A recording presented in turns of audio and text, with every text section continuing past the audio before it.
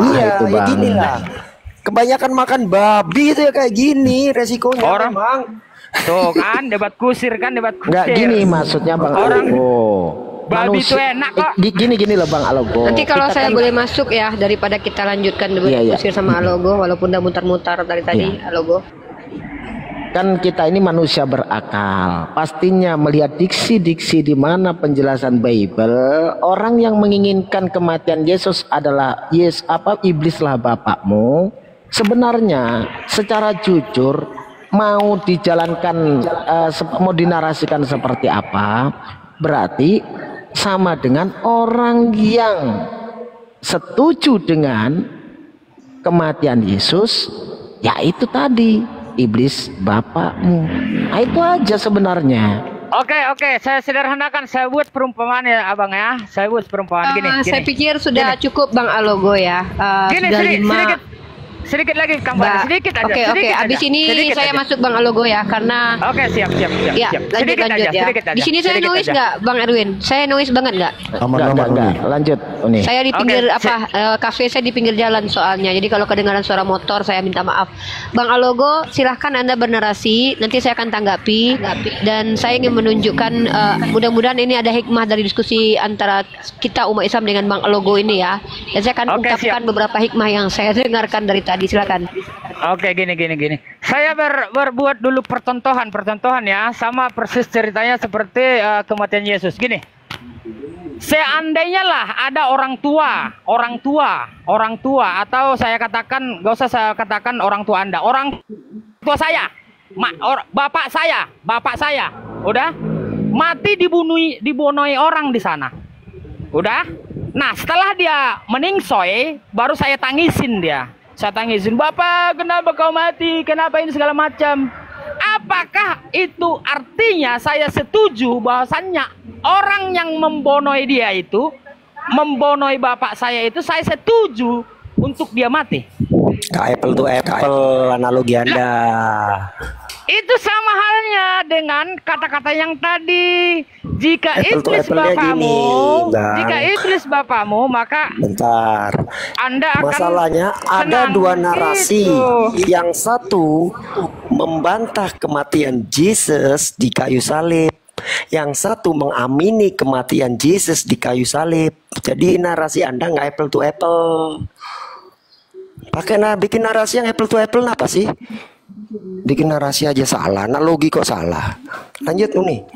Ya, mungkin saya bacakan Al-Quran surah Ali Imran ayat ke-20 untuk kami ya, untuk kita semua umat Islam. Sebelumnya saya bacakan dalam Ali Imran ayat 19. Saya bacakan terjemahannya biar umat Kristen juga tahu bagaimana esensi Islam itu. Sesungguhnya agama yang diridhoi di sisi Allah hanyalah Islam. Tiada berselisih orang-orang yang telah diberikan Alkitab kecuali sesudah datang pengetahuan kepada mereka karena kedengkian yang ada di antara mereka. Barang siapa yang kafir terhadap ayat-ayat Allah, maka sesungguhnya Allah sangat cepat hisapnya.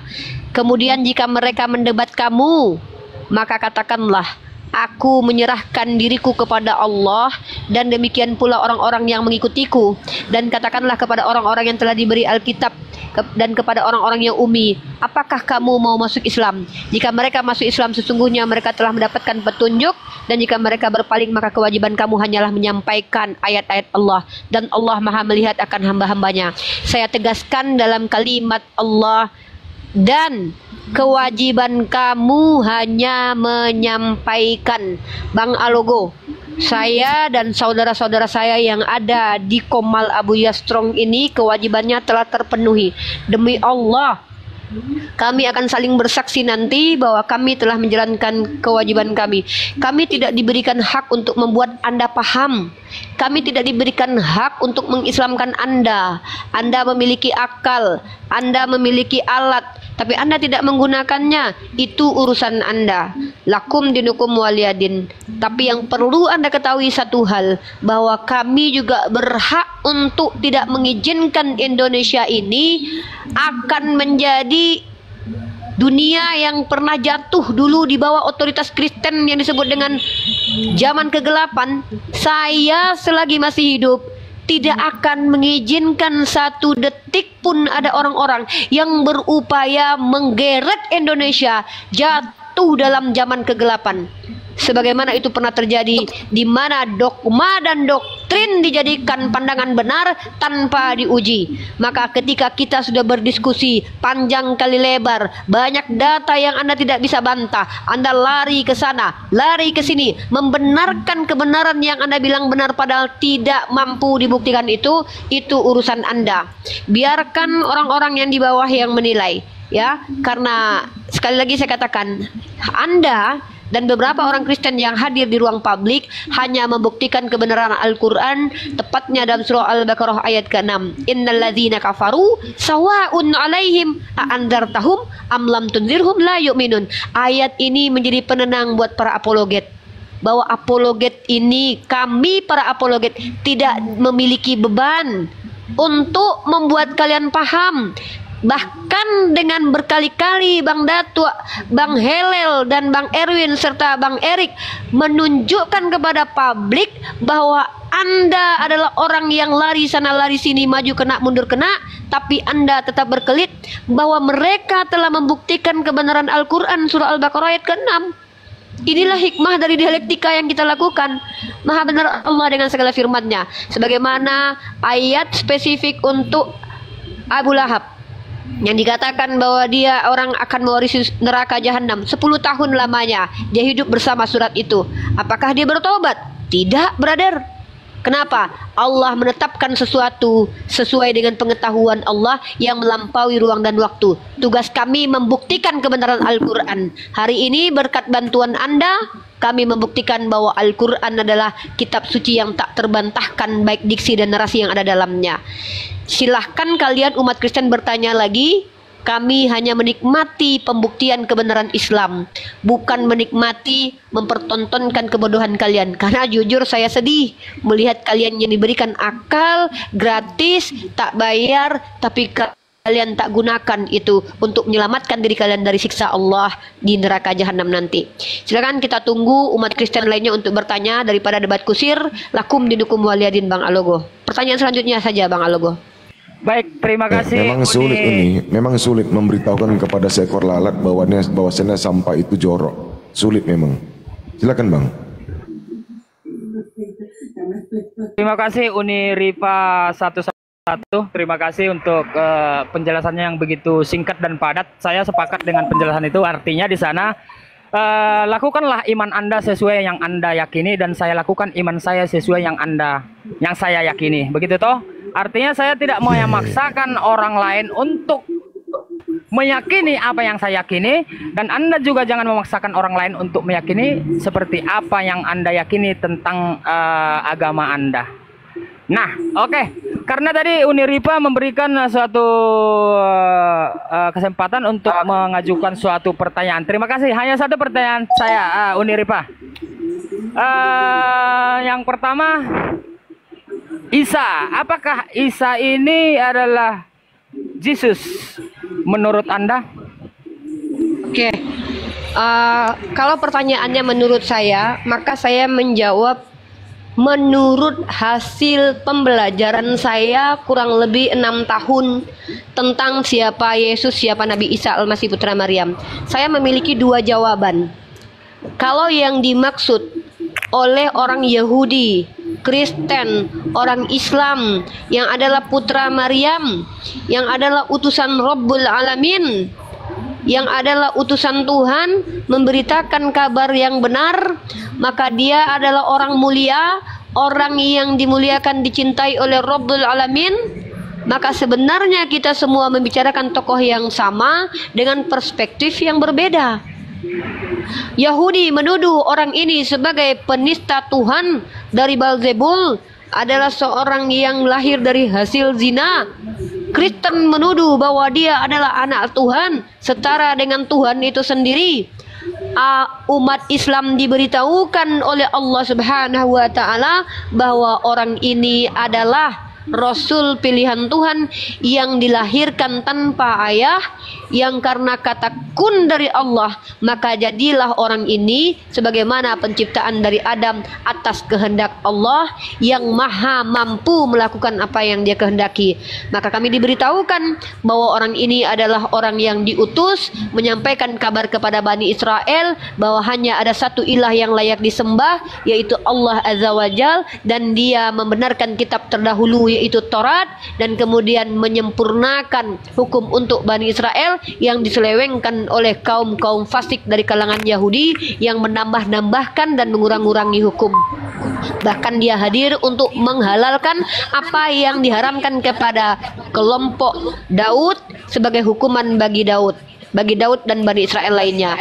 Bahkan dia hadir ke tengah-tengah masyarakat pada zamannya untuk menunjukkan bahwasanya dia adalah seorang nabi yang tanpa nasab namun dimuliakan oleh Allah, untuk membantah kesombongan orang Yahudi yang selalu memuliakan nenek moyangnya karena berasal dari Yakub atau Israel. Maka kalau ditanya kepada saya sekali lagi, apakah mereka sama? Yang mana? Kalau yang tergantung terkutuk di tiang salib tanpa busana, dihina dan dinistakan oleh manusia pada zamannya, bukan Nabi Isa Al-Masih putra Maryam, tapi tertuduh sebagai Isa Al-Masih putra Maryam oleh orang Yahudi yang dengan bangganya mengatakan kami telah membunuhnya. Padahal kata Allah dalam Al-Quran, wa ma qataluhu wa ma salabuhu. Maka yang mana yang Anda maksud? Yesus anak Yusuf? Yesua Hamasiah anak Maria? Kalau Yeshua Masiah anak Bunda Maria, anak Siti Maryam, maka dia adalah tokoh mulia dalam agama Islam yang wajib kami muliakan, tidak boleh kami hina dan nistakan. Maka saya punya dua jawaban, tergantung Anda mau Yesus yang model siapa, model apa. Kalau Yesus yang diklaim datang kepada Paulus tak berwujud, berkata, Saulus, Saulus, ya Tuhan, engkaukah itu Tuhan? Siapakah engkau Tuhan? Akulah yang telah kau aniaya. Itu bukan Isa Al-Masih.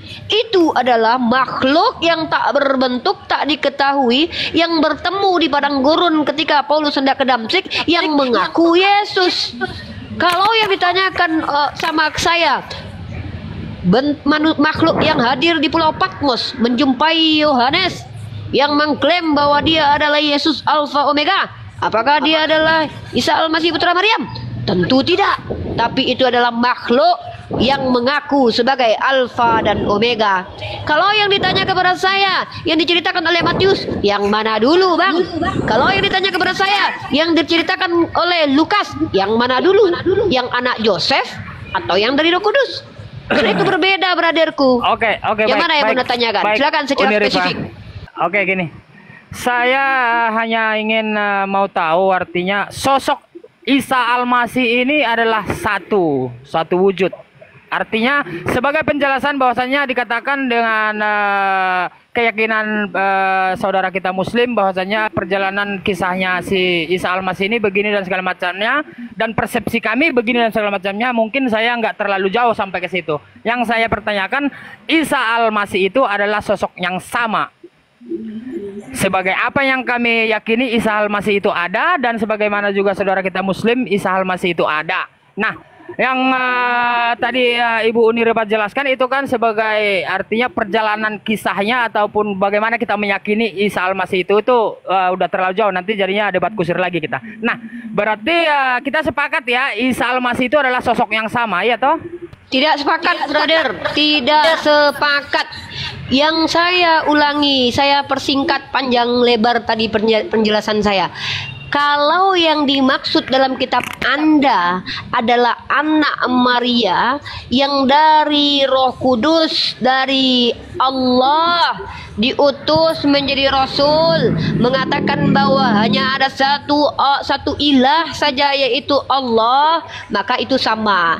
Tapi kalau yang terkutuk, makan ikan goreng dengan tangan bolong dan lambung yang bolong, kemudian yang mengutuk pohon ara karena lapar, yang mengacak-ngacak orang jualan, yang memasukkan setan ke dalam B2 lalu mengizinkan B2 itu nyemplung merugikan peternak, dan yang juga makan ikan goreng minta kepada orang, dan yang makan nggak cuci tangan, dan yang melakukan hal-hal yang aneh di dalam kitab Anda menurut penulis kitab Anda, bahkan yang terkutuk di tiang salib bertemu Paulus, bertemu Yohanes, itu bukanlah Nabi Isa Al-Masih putra Maryam, tapi itu adalah makhluk-makhluk yang dituduh sebagai Isa Al-Masih putra Maryam.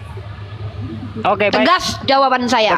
Itu baik. adalah makhluk-makhluk yang dituduh sebagai Isa. Kenapa dituduh?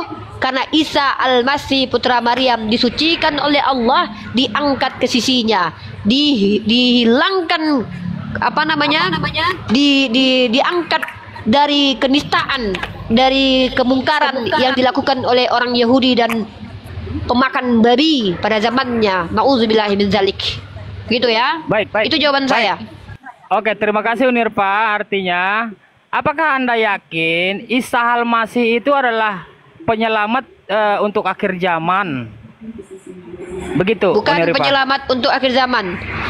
Nabi Isa Al-Masih putra Maryam adalah seorang rasul yang membawa risalah kerasulan di zamannya, yang ditolak oleh orang-orang yang dari kaum Bani Israel dan pemakan babi, penyembah berhala, bahkan dihina dan dinistakan. Maka ketika diangkat, sebenarnya risalah atau kerasulannya sudah disampaikan pada waktu itu walaupun ditolak, tetapi beliau masih memiliki tugas, tapi bukan menyampaikan risalah, tapi menjadi orang yang menghabisi nyawa Dajjal. Kenapa? Karena memang itu tugas dari Allah. Misi kerasulannya sudah selesai, tapi tugasnya sebagai ciptaan Allah belum selesai. Ketika dia hadir kembali, tidak menjadi rasul, tidak membawa risalah, tapi hadir sebagai umatnya Muhammad ibnu Abdullah. Bahkan beliau ketika sholat pun menurut riwayat dari baginda Rasulullah Muhammad SAW, beliau tidak menjadi imam tetapi menjadi makmum mengikuti syariat Nabi Muhammad ibnu Abdullah.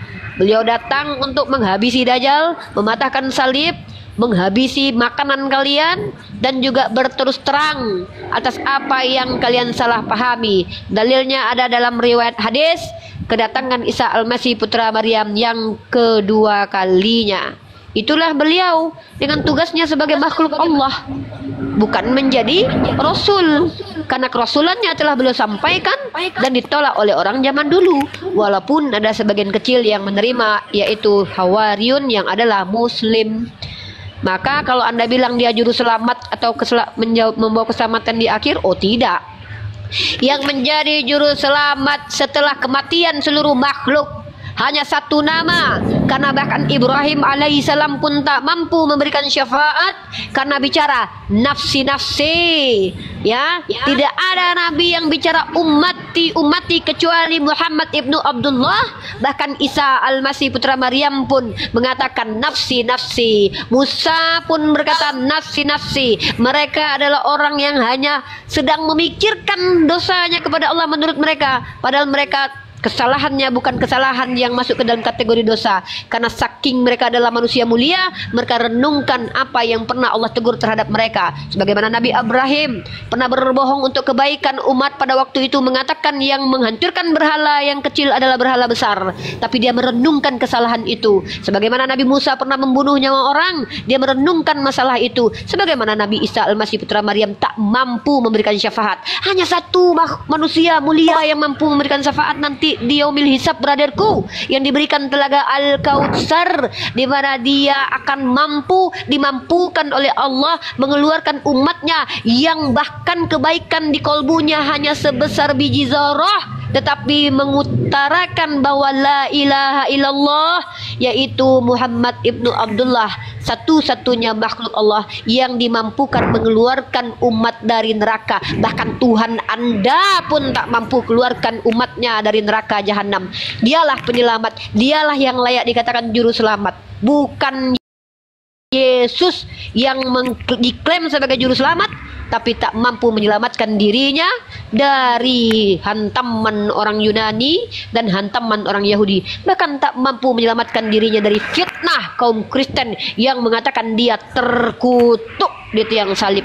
Ya, inilah esensi Islam sebagai agama rahmatan lil alamin, bahwa Muhammad ibnu Abdullah sebagai penghulu para nabi yang tidak mau dibandingkan dengan nabi lainnya sebagai bentuk akhlaknya terpuji, bahwa beliau yang akan menyelamatkan manusia di yaumil hisab, di mana harta dan anakmu tak ada gunanya bagimu lagi, tapi yang berguna bagimu adalah amalan solehmu dan juga salawatmu kepada baginda yang akan menjadi syafaat buat kalian nanti. Tapi maaf, itu berlaku hanya untuk orang yang mengatakan la ilaha illallah, bukan penyembah berhala. Inilah ajaran Islam. Kami tidak perlu berbangga diri jadi umat Islam. Kami tidak perlu mengklaim bahwa kami pasti masuk surga. Allah menjamin surga bagi kami. Nabi Muhammad menjamin kullu ummatin yadkhulul jannah, kecuali yang tidak mau, kata Rasulullah. Nabi kami menjamin kami masuk surga, tapi kami tidak mau sombong dan sok kepedean. Kenapa? Ketika Allah dan Rasul menjamin bahwa kami pasti masuk surga, tapi kami tak mampu menjamin diri kami mampu ikuti kriteria masuk surga itu, yaitu beriman dan beramal soleh. Maka kami tidak mampu berlaku sombong, brother, seperti kalian yang mengaku anak Tuhan, padahal bukan anak Tuhan, tapi ngaku-ngaku anak Tuhan. Kecuali ada SK-nya, nggak apa-apa. Kalian mengklaim kalian sudah pasti masuk surga, padahal Yesus berkata, tidak semua yang memanggil aku Tuhan, Tuhan masuk kerajaan surga. Begitu, brotherku. Baik, Uni Rifa 11, terima kasih. Nah, artinya di sana di semua penjelasan saudara Uni Rifa mengatakan bahwasannya Isa Al-Masih itu adalah memiliki tugas untuk membonoi Dajjal. Nah, artinya tanpa Dajjal ini dibonoi Isa Al-Masih, berarti keselamatan di akhir zaman itu tidak ada, iya toh? Nah, berarti artinya penyelamat terakhir semua umat manusia adalah Isa Al-Masih, iya toh? Bagaimana? Silakan. Coba bilang, apa-apaan ini kesimpulan yang aneh? Ketika kami umat Islam diberitakan bahwa akan muncul Dajjal, tanpa Nabi Isa pun kami bisa menyelamatkan diri. Dengan cara apa? Tauhid. Umat Islam ini adalah umat yang diberitakan, jangankan Tuhan cacat. Maaf. Jangankan Tuhan cacat, Tuhan berbentuk berkelamin saja kami tidak terima. Dengarkan baik-baik. Kami umat Islam ini tanpa Isa Al-Masih putra Maryam pun kami sudah diajarkan menolak Tuhan berbentuk. Dajjal akan muncul, ya. Orang-orang yang mengikuti Dajjal adalah orang yang akan menuhankan dia. Orang-orang yang rata-rata menuhankan Dajjal adalah orang-orang yang menerima Tuhan cacat. Karena Dajjal nanti diceritakan oleh Nabi kami memiliki rupa yang cacat. Sementara kalian menerima Tuhan bertangan bolong. Kalian menerima Tuhan kalian lambungnya pernah koyak. Maka sejatinya yang akan menuhankan Dajjal adalah kalian nanti. Kalian nanti. Dan Nabi Isa itu sebenarnya turun bukan hanya membunuh Dajjal untuk menyelamatkan orang supaya tak tersesat, tapi menunjukkan bahwa yang kalian tuhankan itu tidak cacat. Bahkan yang kalian tuhankan itu menghabisi yang kalian sembah setelah mengklaim bahwa Tuhan itu cacat. Dajjal itu kenapa diberitakan memiliki rupa yang cacat dengan matanya yang keluar seperti anggur busuk? Kenapa coba? Sebagai orang yang berakal sehat, kami umat Islam paham bahwa umat Kristen nanti akan menyembah kepada makhluk ini. Kenapa? Karena kalian yang mentoleransi Tuhan berupa cacat. Apa buktinya? Dengarkan para murtadin berkata, saya bertemu Yesus ketika di Ka'bah. Ketika itu saya lagi haji. Tiba-tiba dia meletakkan tangannya, cahaya lewat menembus tangannya, lubang di tangannya. Artinya kalian menerima Tuhan cacat. Artinya kalian menerima Tuhan yang memiliki kekurangan. Bahkan kalian menerima bahwa Tuhan itu bisa mati. Yang kalian inginkan kan jaminan keselamatan, kepastian surga walaupun tak berbuat baik. Maka Dajjal akan berikan itu. Kalian kan suka dengan Tuhan yang mampu menghidupkan manusia mati. Maka Dajjal nanti diberikan kemampuan oleh Allah menghidupkan orang mati. Bukankah kalian sama ini menuhankan Yesus dengan alasan dia mampu menghidupkan Lazarus? Maka ketika Dajjal nanti dimampukan oleh Allah mengembalikan mama kalian yang telah mati, kalian akan mencium pantat Dajjal itu. Karena kalian beralasan menuhankan menuhankan Yesus karena dia menghidupkan Lazarus. Ya? Maka Baik. orang yang paling banyak menyembah kepada Dajjal adalah kalian. Baik. Kalian nanti, bukan kami. Apakah di ajaran Muslim itu tidak mengakui Isa Al-Masih itu punya tugas untuk membonai Dajjal? Apakah tanpa Pertanyaan Anda ini Isa, aneh. Pertanyaan yang aneh. Saya tidak ngerti pertanyaan ini. Apakah anda ini tidak meyakini bahwasannya Isa Al-Masih itu adalah yang memiliki tugas membonoi Dajjal di akhir zaman? Apakah anda tidak meyakini itu? Saya rasa kalau kita sudah berdiskusi naik ke lantai 15, jangan turun nyungsep lagi ke lantai 1, brother. Ya, saya bahkan tidak membantah hadis tersebut tentang eskatologi atau ilmu yang mengkaji nubuatan akhir zaman bahwa Nabi Isa akan turun membunuh Dajjal. Saya tidak membantah hadis itu.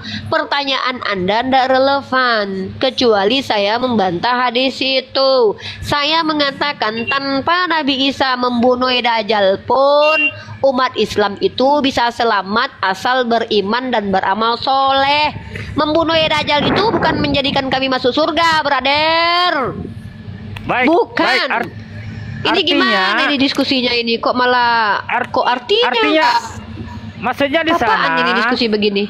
tanpa kehadiran Isa Al-Masih membonai Dajjal, apakah seluruh umat manusia bisa terselamatkan? Bisa lah kalau yang beriman dan beramal soleh. Ini gimana nih orang nih?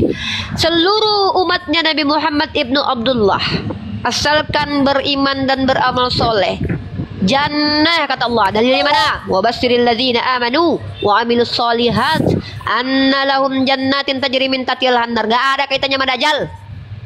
Semua umat yang beriman kepada Allah, bahkan dalam Al-Quran surah Al-Baqarah lainnya Allah katakan, Bismillahirrahmanirrahim, innal ladzina amanu wal ladzina hadu wan nassara was-sabiin man amana billahi wal yaumil akhir wa amilas salihan falahum ajruhum inda rabbihim wala khaufun alaihim wala hum yazanun. Kata Allah, mau dia orang beriman kalangan umatnya Muhammad ibnu Abdullah, orang Yahudi, orang Nasrani, orang Sabiin, man amana billah, barang siapa yang beriman kepada Allah, wa amilus solihan, dan beramal soleh, maka balasannya dari Tuhan kami yaitu Allah. Apa kaitannya sama Dajjal, Boleh brother? masuk dikit nggak? Izin. Silakan Baik, Bang, Pak. Izin silakan boleh Bang masuk Helen. dikit nggak? Enggak, Bentar. sebentar. Izin. Bentar, gantian. Karena saya ini Gantian. Anda sudah terlalu banyak. waktu Saya mau dikit aja. Waktu saya mau dikit. turun. Saya mau turun, Bentar, brother. dikit. Iya, Saya mau nggak apa-apa, turun. Anda turun aja. Jadi Oke. biarin Anda Terima turun kasih ya, aja. teman-teman. Iya, Terima kasih Anda turun. teman-teman buat Jadi semuanya. inilah yang saya Terima bilang kasih dengan logical penjelasannya. fallacy gitu loh. Ketika Isa ditakdirkan memiliki tugas membunuh musuh Allah yaitu Dajjal, lalu dia berasumsi kalau nggak ada Isa berarti manusia tersesat. Apakah ketika Musa ditakdirkan oleh Allah membunuh Firaun, lantas kalau Musa nggak membunuh Firaun, lantas manusia seluruh dunia jadi sesat?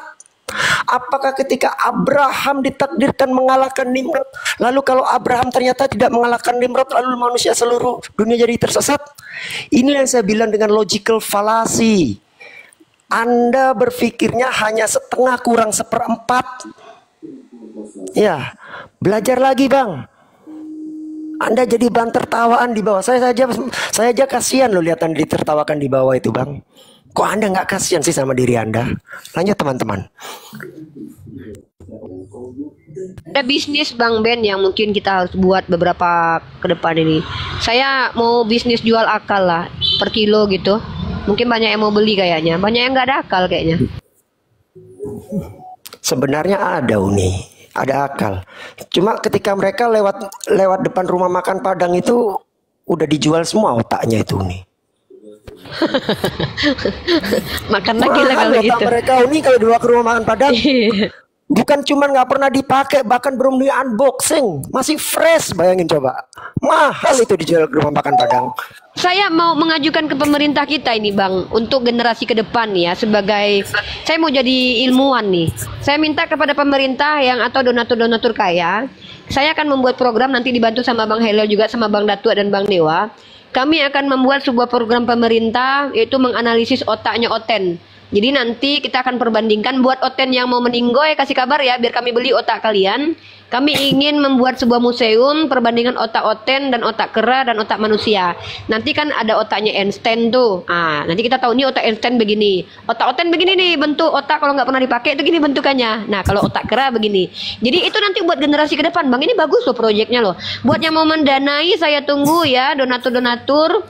Timnya nanti saya Bang Helel, Bang Dewa, Bang Datuk. Kalau yang mau ikut silakan mendaftar dulu ya. Mohon ini program ini buat peradaban ya. Saya nggak mau rusak peradaban. Nanti kita akan mengkaji, menganalisis dan memberikan foto-foto urat sarafnya ada berapa, otak Oten kira-kira apanya yang menjadikan otaknya berbeda dengan kera dan manusia normal gitu ya. Sehingga kita jadi tahu biar anak bangsa kita buatkan racikan dan ramuan minuman dan makannya supaya mereka bisa normal gitu. Jadi tidak kembali ke peradaban yang rusak negara kita. Buat donatur kaya ditunggu ya uangnya gitu untuk mendonasikan harta bendanya untuk penelitian ini. Nanti nama kami mudah-mudahan jadi scholar lah nanti insya Allah ini. Peneliti otak judulnya. Kita bekerja sama dengan neuroscience nanti ya insya Allah. Ya kami tunggu ya.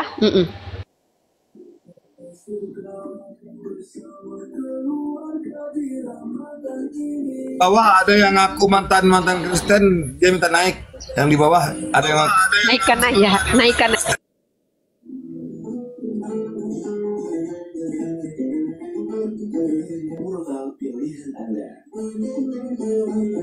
Yang Ritkola ini disapa dulu nih, Bang Datuk. Ini ada Ritkola ini. Ritkola, selamat siang, selamat Pak Kristen.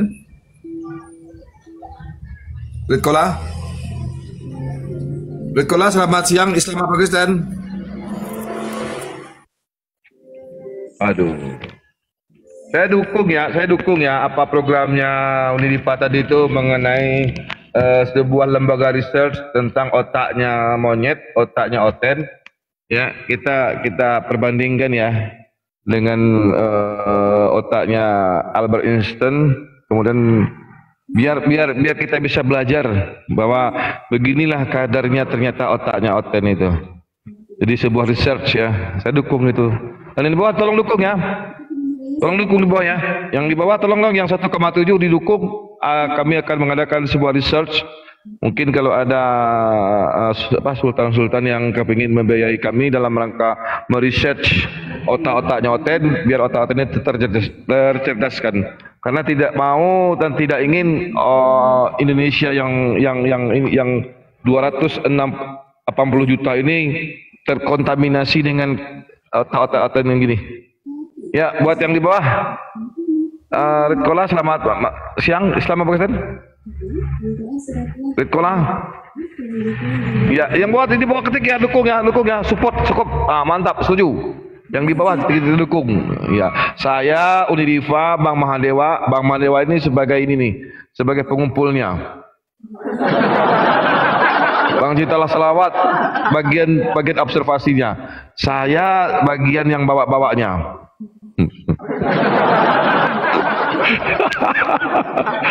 Aduh kok gini. Ada yang bilang loh Unidipa. Yang di bawah ya, tadi saya diskusi sama Meme Bos. Itu bahkan bilang Tuhan mereka bisa jadi Ini Astagfirullah. Nauzubillah min dzalik. Serius, tadi saya sama di Kemalnya siapa tadi itu? Kemalnya Api Sultan, Api Jambi. Malam dia bilang kalau Tuhan yang bisa jadi Inilah penghinaan kalian terhadap Tuhan kalian. Saking tidak berharganya Tuhan yang menjadikan langit dan bumi yang esensinya sangat mulia, bahkan bisa dideskripsikan bisa menjadi Naudzubillah Assalamualaikum min dzalik. warahmatullahi wabarakatuh. Waalaikumsalam Bang Beni. Ya, Bang Beni, Waalaikumsalam. wabarakatuh.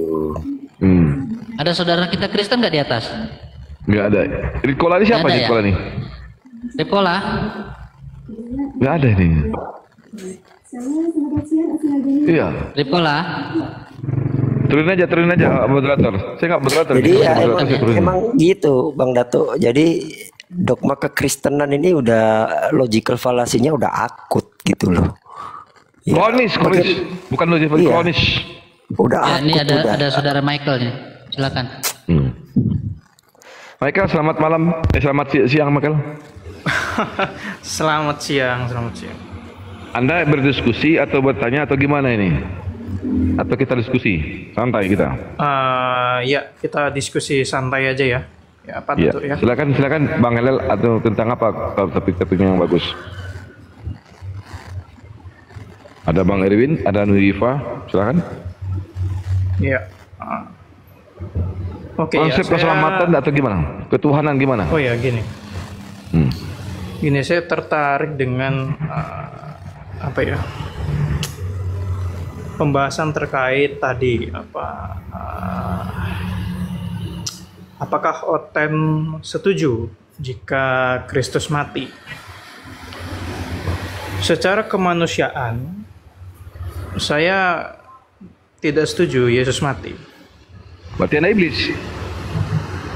Berarti gini, meskipun saya tidak setuju Yesus mati, Yesus tetap berkata pada murid-muridnya bahwa anak manusia akan mati, kemudian bangkit pada hari ketiga.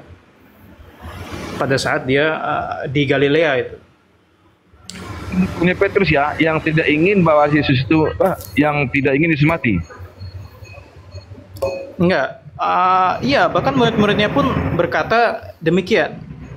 Berarti Anda pengikut iblis. Murid-murid Karena itu kata Yesus kepada Petrus, iblislah yang menjadi bapakmu. Kamu tidak mengetahui. Jadi Anda pendukung Petrus, pendukung iblis kata Yesus. Oke, izin Gimana masuk nih? ini Michael, Bang Ya, Bang silakan. ini ya. Saya dengan Michael coba izin. Michael begini dekku, selamat datang kembali ya. Udah lama kita nggak jumpa ya. Ya, Berapa lama ini? Ya, Ya. ya lama kita jumpa ini sudah sekitar berapa ya? 4 bulan. Cukup ya? lama ya. Saya cukup Ya, cukup menunggu Brother Michael ini ya. Begini dekku, ada tema yang ingin saya bawa. Tadi sebenarnya kitab suci dan juga konsep ketuhanan atau bagaimana posisi Yesus. Dan Ya. tadi Anda sudah menyampaikan bahwa Anda tidak sepakat bahwa Tuhan itu mati. Begitu ya tadi ya. Ya, ya. Mungkin- Secara kemanusiaan begitu. Tapi Ya. pada akhirnya itu Sebentar, tetap sebentar. tergenapi. Belum. Jangan bawakan doktrin Nggak dulu. ada Saya yang mau ke tataran yang ini. Anda ini bicara barusan itu bahwa Tuhan tidak mati itu menggunakan doktrin agama, naluri sebagai manusia atau tekstual yang tertulis di kitab suci Anda, brother. Silakan. No. Jadi ada tekstualnya. Ini saya ngopi Oke. sebentar ya. Silakan. Oke. Silakan. Ya. Jadi Bang Datu, Michael ini salah satu ya saya respect ya karena beliau ini tidak menghujat, beliau berdiskusi. Lanjut. Saya belum Yes. melihat beliau ini pernah menghujat agama Islam. Seperti yang saya sudah katakan, keadilan itu berlaku dan kita diperintahkan untuk bersikap adil. Kalau mereka ini hanyalah orang-orang yang tersesat, ya kita membantu untuk meluruskan. Tapi kalau mereka penyesat, Oke, maka baik. nggak ada tempat buat mereka. Silakan, brother. Ya. Oke, ya. Jadi terdapat pada Matius 17 ayat 22 sampai 23. Nah, yang ke-23-nya itu ketika Yesus menyampaikan bahwa anak manusia itu akan mati kemudian bangkit pada hari ketiga, murid-murid pun menjadi sedih. Itu kuncinya. Artinya apa? Murid-murid bahkan sebetulnya secara manusiawi tidak setuju. Itu tekstualnya jelas loh itu di situ. Pada Matius 17. Kemudian ayat 22 dan 23. Kemudian pada 23-nya murid-murid pun menjadi sedih. Itu kuncinya. Bahkan murid-murid pun tidak setuju ketika Kristus itu akan mati gitu. Tapi di sisi lain, Kristus pula harus menggenapi perkataannya sendiri. Karena itu perkataannya sendiri itu yang di bagian ayatnya yang ke-22. Sebentar brother. Saya masuk sedikit saja biar kita tidak melebar dulu. Saya fokus pada nubuatan Yesus bahwa dia akan mati. Itu kan Anda keyakinan Anda kan? Ya, betul? Bukan Yesus sendiri yang mengatakan itu pada Matius 22. Iya, saya paham. Ya, kita buka Matius 20. Matius berapa? Matius 22 pasal 22 Matius 17. Matius 17. Iya. 22 dan 23. Pasal 22 dan 23. Oke, kita buka dulu ya. Ya. Oke, saya bernarasi dulu sedikit. Mungkin Anda bisa paham nanti poinnya. Pertama ada keambiguan, brotherku ya. Kita lihat di sini. Matius 17 nomor 22 dan 23. Ini judulnya adalah pemberitaan kedua tentang penderitaan Yesus. Kita bacakan. Pada waktu Yesus dan murid-muridnya bersama-sama di Galilea, ia berkata kepada mereka, Anak manusia akan diserahkan ke dalam tangan manusia, dan mereka akan membunuh dia, dan pada hari ketiga ia akan dibangkitkan. Betul? Betul ya? Betul. Ini tulisan tekstual dalam kitab Anda. Sekarang saya minta Anda buka Lukas 24 nomor 46. Silakan. Ya.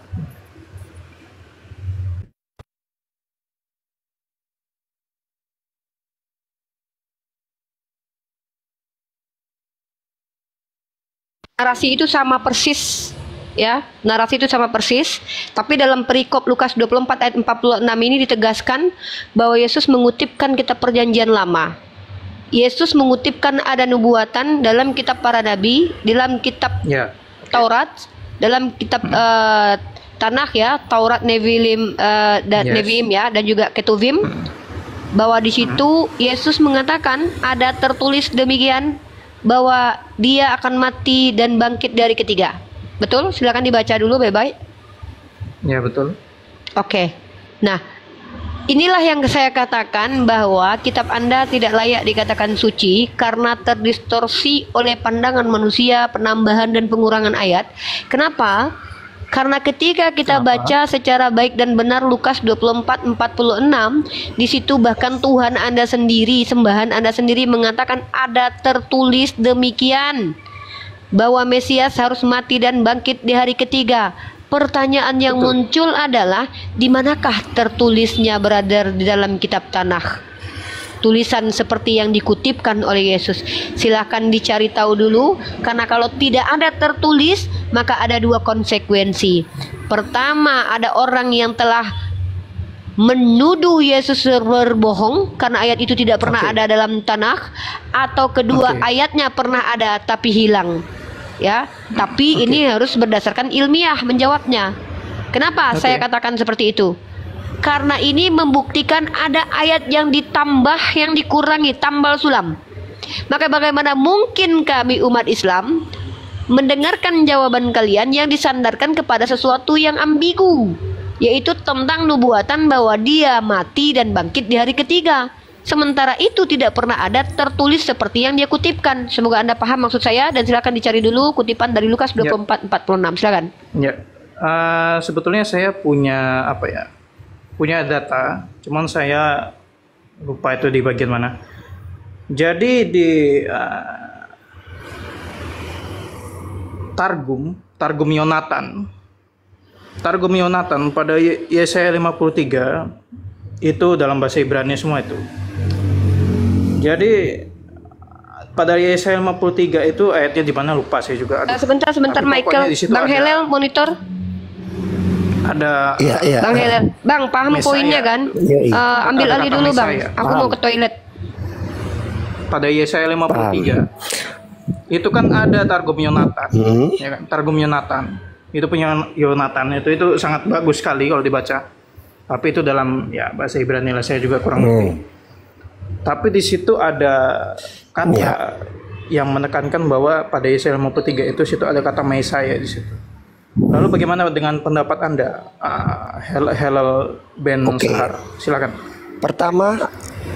Pertama di Lukas 46 yang tadi dikutip sama Uni, itu bicaranya di Torah, Neviim dan Ketuvim, bukan di Targum. Ya, Anda paham kan Iya, apa itu tapi targum artinya? Targum, Hmm.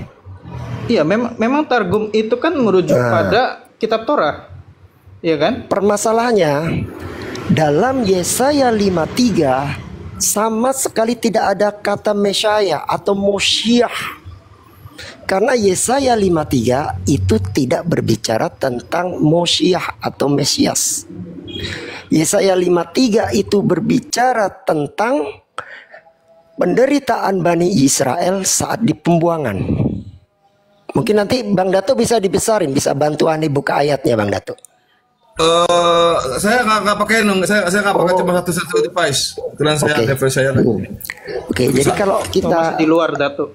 ya, jadi kalau kita bahkan ketika kita runtut dari ayat 1, tidak ada satupun yang matching dengan Jesus.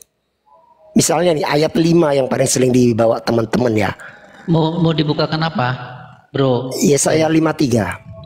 Yesaya 53. Oke. Ya, dari ayat 1 nggak apa-apa, kita bahas satu-satu per ayat. Boleh. Oke, sebentar. Silakan Besarin dilanjutkan diskusi. Bang Benny aja, host. 53 ya? Oke. Iya. Besarin Bang Benny, host. Izin, host. Enggak, biar saya besarkan sendiri.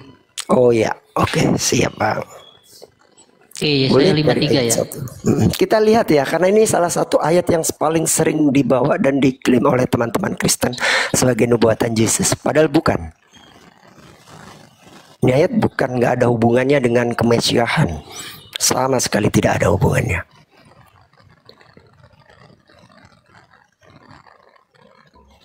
Nah, ini Yesaya 53. Ya, bisa dibacain dari ayat 1 Bang. Oke, baik. Siapakah yang percaya kepada berita yang kami dengar, dan kepada siapakah tuh tangan kekuasaan Tuhan dinyatakan? Sebagai taruk ia tumbuh di hadapan Tuhan, Stop. dan seperti Ayat 1. tunas Iya. dari Sebagai tanah kering ia tidak tampan, dan semaraknya pun tidak ada, sehingga kita memandang dia Iya. dengan rupawan, tidak sehingga Iya, kita satu-satu aja Bang, mengingatkannya. satu-satu aja Bang. Satu-satu Oke, aja oke. Bang. Sebagai taruk ia tumbuh di hadapan Tuhan. Yesus ini Tuhan atau bukan sih? Kalau ini menuju ke Yesus, tidak mungkin dikatakan sebagai taruk dia tumbuh di hadapan Tuhan. Kan bicara bukan pada Tuhan. Ayat kedua Bang.